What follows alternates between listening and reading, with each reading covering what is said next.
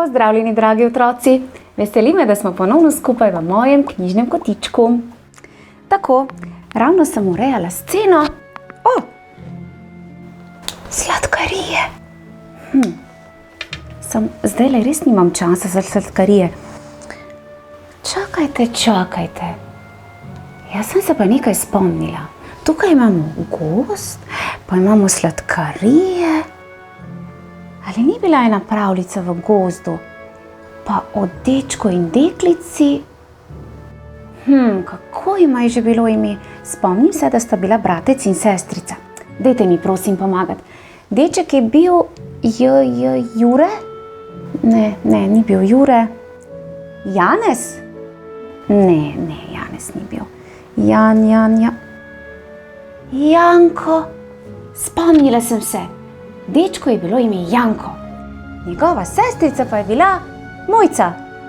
Ne, Janko in Mojca. Ne, ni v redu.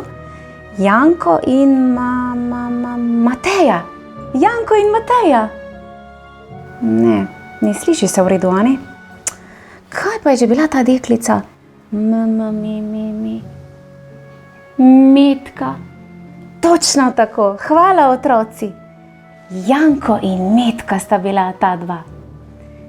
Točno tako. Predlagam, da se udobno namestimo in prisluhnemo pravljici bratov Grimm z naslovom Janko in Metka. Pred davnimi časi je ob robu gozda živel drvar z ženo in otrokoma Jankom in Metko. Bili so tako revni, da so pogosto lačni hodili spat. Nekega večera pa sta drvar in njegova žena iz obupa sklenila, da bosta naslednje jutro pustila Janka in Metko v gozdu. Z nekaj sreče jo bo kdo našel in nahranil, sta si rekla starša. Janko ni mogel spati in je prisluškoval njunemu pogovoru. In takoj naslednji dan, ko sta mu starša dala zadnji grižljaj kruha in ga sestro pospremila v gozd, med potjo spustil na tla nekaj krušnih drobtinic. Upal je, da bo lahko sledil drobtinicam in tako našel pot domov. In ko so prišli do najgostejšega dela gozda, sta starša naročila otrokoma, naj počakata tam, medtem ko gresta onadva nabrat nekaj dračja. In ko se je stemnilo in se starša še vedno nista vrnila, je Janko prijel prestrašeno sestro za roko in rekel: Pridi, slediva krušnim drobtinicam in pojdiva domov.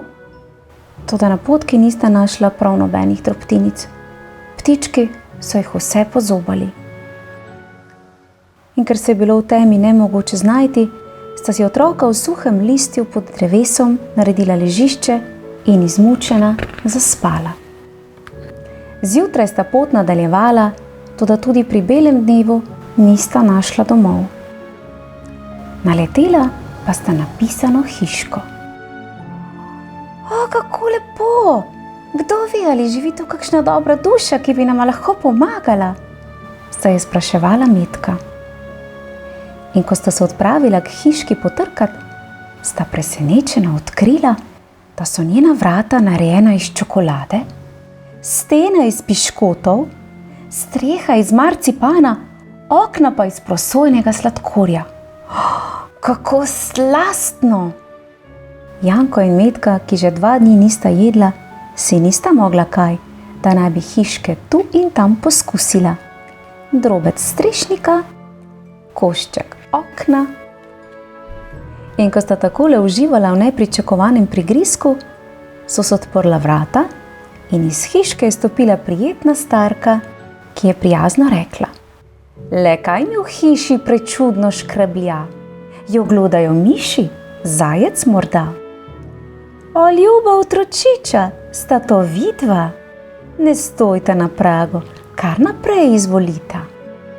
Janko in Metka se nista pustila 2-krat prositi. Najprej sta se najela odličnih palačink, potem pa jo je ženica odpeljala do čistih in svežih postelj, v katerih sta takoj zaspala. Toda naslednji dan je starka pokazala svoj pravi obraz. V resnici je bila zlobna čarovnica, ki je Janka zaprla v kletko, Metki pa naložila najtežja hišna opravila. Otroka sta bila zdaj ujetnika krute čarovnice, brez upanja, da bi se še kdaj vrnila domov. Neko jutro pa je čarovnica naročila Metki, naj zakuri v peči. Deklica, ki je v glavo šinila pogumna zamisel, je odgovorila: Ne vem, kako se to naredi, mi lahko prosim pokažete? Godrnjaje je čarovnica odšepala do peči in se nagnila vanjo. Metka pa jo je nemudoma porinila noter in za njo zaprla vratca. In medtem ko je stara vešča gorela v peči, je Metka pohitela osvoboditi brata. Potem sta si žepe napolnila z dragulji in biseri, ki jih je čarovnica pustila ležati povsod po hiši, in zbežala.